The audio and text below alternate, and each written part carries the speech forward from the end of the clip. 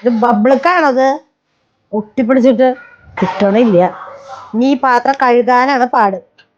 കുതിർത്തി ഇട്ടിട്ടൊക്കെ വേണം. വിശക്കുന്നു, ഒന്ന് പെട്ടെന്ന് കൊണ്ടുപോയോ.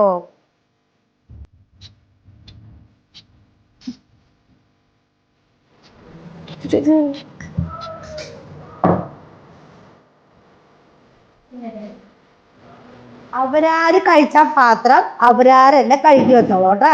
ഞങ്ങളെ കൊണ്ട് കഴുകി വെക്കാനല്ല അമ്മച്ചി പണി കാണിക്കുന്നത്. അതെ, ഇഡ്ഡലി കഴിക്കണമെന്ന് ആഗ്രഹം നിങ്ങൾക്കല്ലേ? അമ്മച്ചിയുടെ പ്രശ്നം എനിക്ക് മനസ്സിലായി. ഇഡ്ഡലി ഇങ്ങനെ ഉണ്ടാക്കണം, ഞാൻ പറഞ്ഞു തരാം.